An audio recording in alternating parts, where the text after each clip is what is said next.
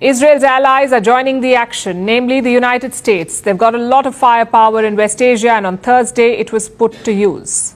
The target? Yemen's Houthi rebels. Missiles and drones were fired from Yemen. The assumption is that they were headed to Israel. And that's when a US warship, the USS Carney, sprung into action. It shot down 3 missiles, also several Houthi drones.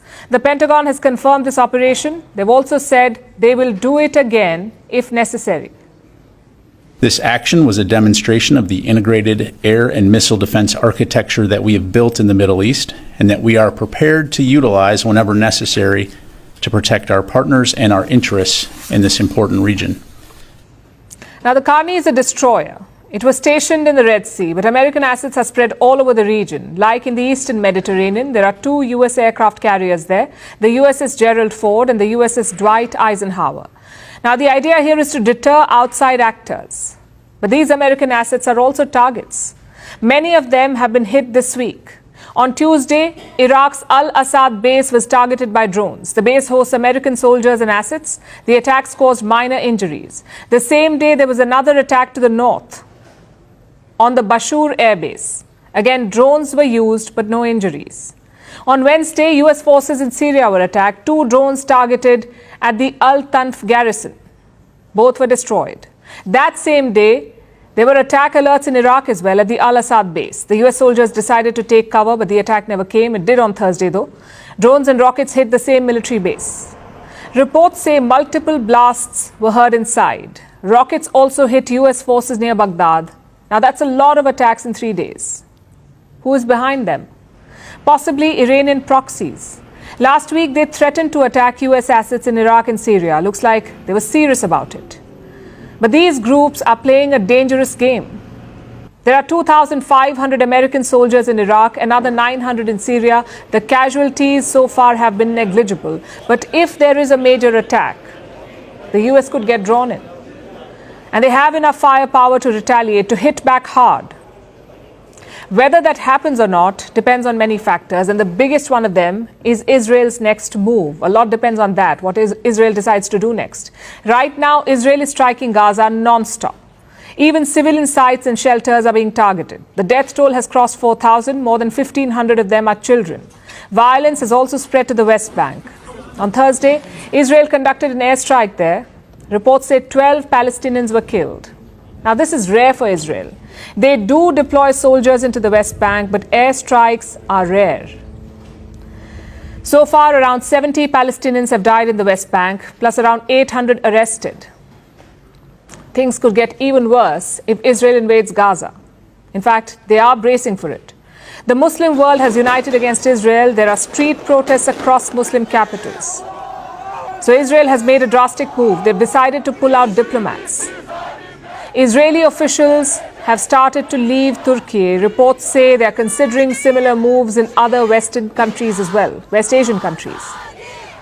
The problem seems to be security. Let's assume that Israel invades Gaza. Then the public anger would be much more. Israeli missions and diplomats would be prime targets, hence the withdrawal. Regional and world powers have already warned of this. They're expecting a wider war. As for the Gaza Strip, the risk of this crisis escalating into a regional conflict is quite serious. I have already mentioned that the United States vetoed a resolution that called for a stop to any hostilities and to begin to resolve humanitarian issues. And if this is so, then they will probably believe the conflict may grow.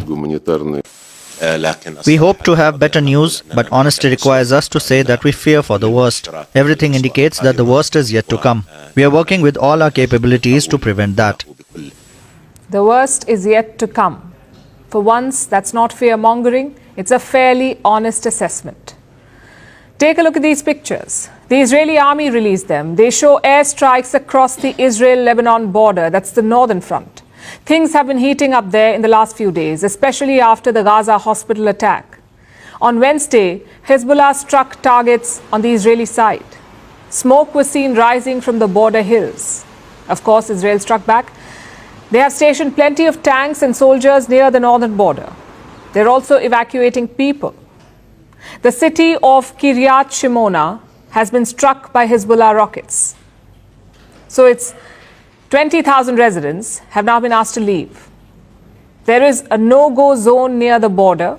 It's around 2 kilometers wide. So Israel is bracing for an escalation in the north, a possible attack by the Iran-backed Hezbollah. However, their main focus is down south, that is the Gaza Strip. Both Prime Minister Benjamin Netanyahu and his defense minister visited the front lines. They interacted with IDF soldiers, and both men had the same indirect message: get ready for the ground invasion. אני פה עם הלוחמים של גולני, הם באים מכל חלקי הארץ, הם לחמו כמו אריות, אם ילחמו כמו אריות, אתם מוכנים להמשך? כן!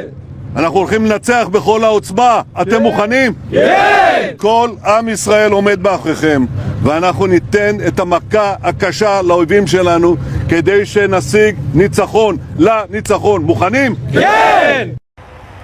אנחנו בוטחים בכם וסומכים עליכם. תמשיכו להתאמן, כל עוד יש זמן, תתארגנו, תהיו מוכנים. הפקודה תגיע.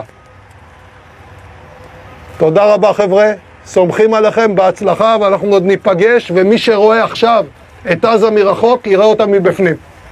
אני מבטיח לכם. בהצלחה. Now to sum up, airstrikes continue in Gaza. Anger is growing in the Muslim world.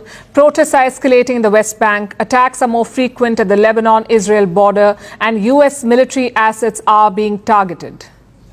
It's like a non-stop journey to all-out war. There are exit ramps all over. The question is, are leaders looking for an exit?